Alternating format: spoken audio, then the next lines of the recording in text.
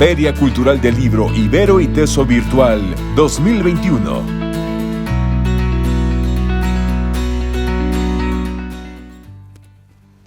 Hola, soy Natalie Rodríguez Sánchez, académica e investigadora del Departamento de Ciencias Sociales de la Universidad Iberoamericana Puebla, y hoy les compartiré los contenidos de mi libro publicado en el 2020 titulado De sedientos seres.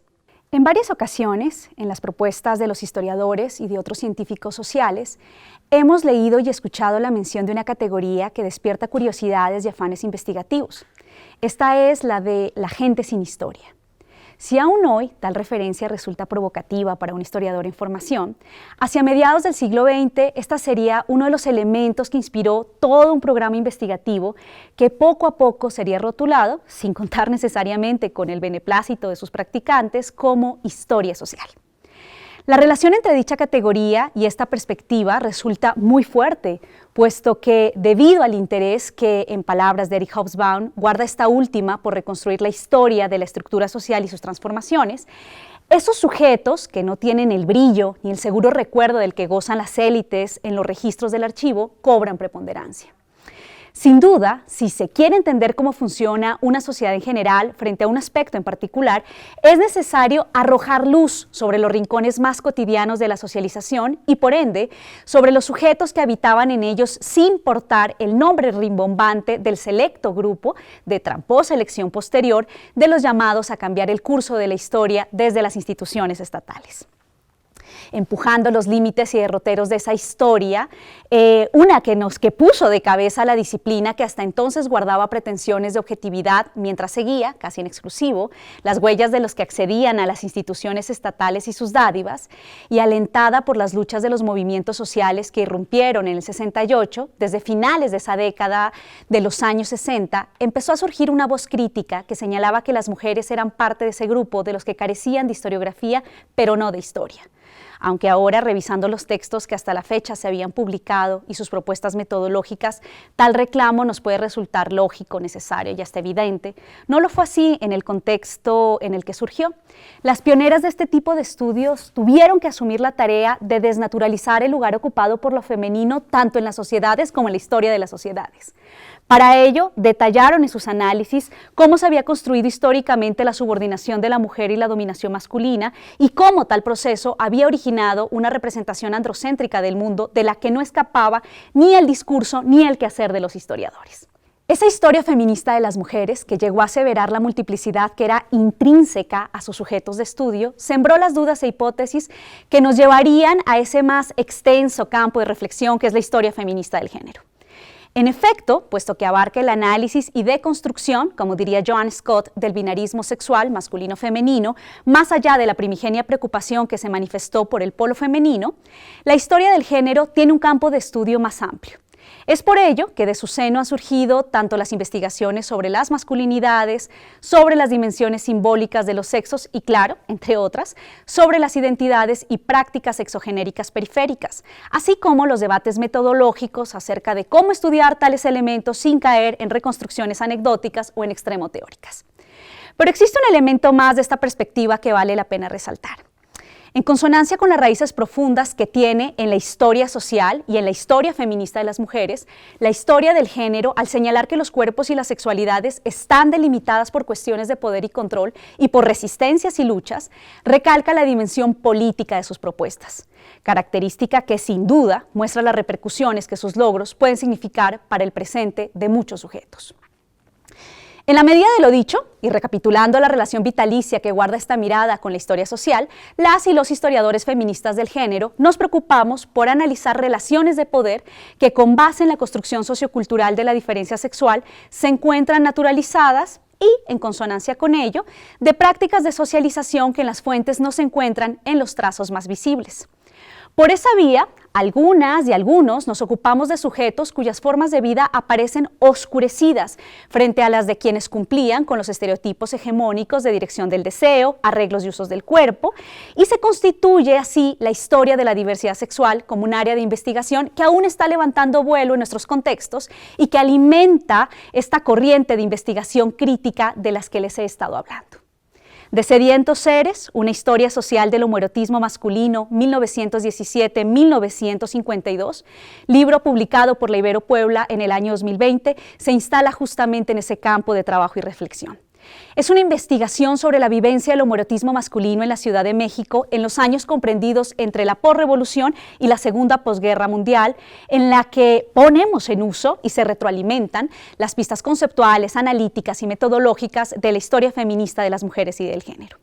Ante la ausencia de otras referencias historiográficas que trabajaran dicho periodo y contexto a partir de la mirada que se dirige a comprender los hechos sociales relacionados con la vivencia de la heterodoxia sexual, este trabajo implicó una reconstrucción pionera a ras de suelo, lo que en nuestro caso como historiadores significa a ras de archivo. Esta obra es, pues, un aporte para empezar a elaborar en México el campo de estudios que atiende a la historia de los heterodoxos de los mandatos de culturas de género heteronormativas, androcéntricas y patriarcales. Teniendo ese objetivo en mente, reconociendo significados culturalmente profundos en los conceptos que se empleaban para nombrar en los pasillos institucionales, en especial en los de las instituciones correctivas, a los sujetos del homoerotismo masculino, y sumando a ello una revisión de los tratados médicos, de las referencias que se encuentran esparcidas en otro tipo de literatura, del lenguaje utilizado por los reporteros sensacionalistas y por los escritores de los mensajes publicitarios de la prensa, la investigación logra dar cuenta de la percepción social que se tenía de los hombres del homoerotismo masculino en ese México posrevolucionario que aparecía insuflado, por una parte, por el nacionalismo masculinista y por otro, por esa nueva apuesta de construcción de colectividad que deseaba alejarse de los rasgos confesionalistas y tradicionales que estaban presentes en el país desde el porfiriato. Atender a los dos asuntos, a esas dos fuerzas sociales moldeadoras del contexto, nos ha permitido tener una mirada en balance y por esa vía alejarnos de los estereotipos que pudieron nublar nuestra inmersión. ¿Cómo la Ciudad de México nombró a los sujetos de ese homoerotismo? ¿De dónde provenían los imaginarios comunicados por las palabras etiquetadas para el caso y qué consecuencia tenía esa o esas enunciaciones? Y todavía más, saber si tales conceptos fueron o no aceptados por los mismos heterodoxos en esos años son asuntos a los que se presenta respuesta en esta obra. Por otra parte, y para no reducir el estudio a una radiografía del control social y de lo que otros decían y dictaminaban de ellos, en cada inmersión en los archivos di especial atención a la acción y voz de los sujetos heterodoxos. Reconstruimos así las estrategias de adaptación que seguían estos hombres ante las variaciones del contexto, las formas y lugares de la socialización heterodoxa y el significado que tenía la ciudad capital para ellos. En esa exploración se hizo evidente que el espacio para el encuentro homoerótico se enredaba entre las zonas habitadas por las clases populares de la ciudad, situación que nos condujo a dar cuenta de las formas de vida de estos sectores. En todo caso, no dejamos de lado la reconstrucción de aquella experiencia disidente que era vivida desde una posición socioeconómica privilegiada. Siguiendo el registro excepcional que hizo Salvador Novo de su propia heterodoxia, damos cuenta de ello, presentando una historia que empieza justamente en donde terminan las remembranzas del escritor que consignó en la estatua de sal y en la que sobresale una nutrida interacción interclasista. Cabe señalar por último que además que dar cuenta de estos conceptos socioculturales y del espacio en el que socializaban estos heterodoxos, es decir, su geografía disidente, el estudio recoge las lecturas que muchos de estos hombres hacían de su propia disidencia sexual y las contestaciones que articulaban frente a aquellos que los interpelaban. En lugar de sujetos silentes y evasivos frente a la estigmatización, pues, esta investigación devela a individuos que asumieron la diferencia que se les imputaba y que reclamaron la libertad que tenían para vivirla. Recupera así la historia de unos verdaderos heterodoxos del orden de género y creadores de una cultura disidente. Posrevolución, construcción de Estado-nación, cultura y orden de género, experiencia urbana, resistencias cotidianas ante las disciplinas binaristas y heteronormadas y posibilidades abiertas, luchadas, quiero decir, para libertad en este ámbito de la identidad sexogenérica, son asuntos que encontrará el lector en estas líneas ofrecidas por De Sedientos Seres.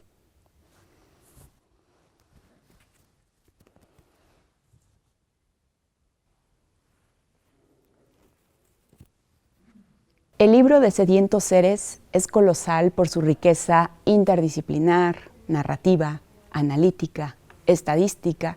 desde paradigmas vitales como el género y la interseccionalidad. Por la forma en cómo está escrito, se puede echar a volar la imaginación y casi oler las campañas de higienización y limpieza, recorrer las calles, los hoteles y cabarets que se describen, tararear y sentir el jazz como la música de liberación del deseo,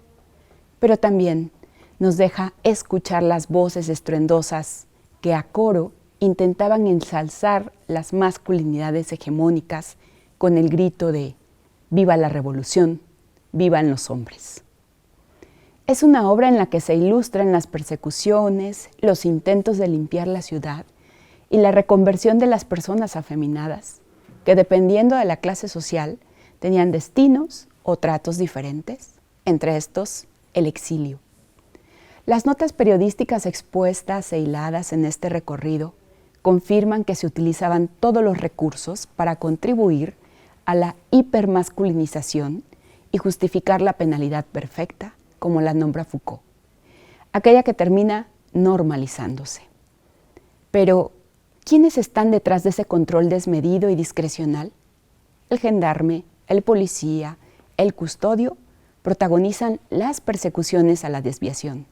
pero son solo el rostro de la moral social de quienes creen que las personas desviadas tienen cura y salvación. Particularmente, este documento de memoria nos orienta y advierte no solo sobre los contextos y hechos sucedidos en esas décadas, sino sobre la propia prospectiva de las movilizaciones y resistencias de la comunidad LGBTIQA+, pues como lo advirtió la Comisión Interamericana de Derechos Humanos en su informe sobre violencias contra las personas LGBT en 2015, hay múltiples formas de violencia que involucran altos niveles de crueldad y se dirigen a castigar las orientaciones sexuales y las identidades de género con claras violaciones a sus derechos humanos. Natalie Rodríguez nos regala un documento disruptivo, crítico y confrontativo, producto de su gran conocimiento y pasión como historiadora. En 5 capítulos reconstruye 35 años del homoerotismo masculino en México y teje en cada párrafo información que nos recuerda el dolor y la dignificación de la vida humana,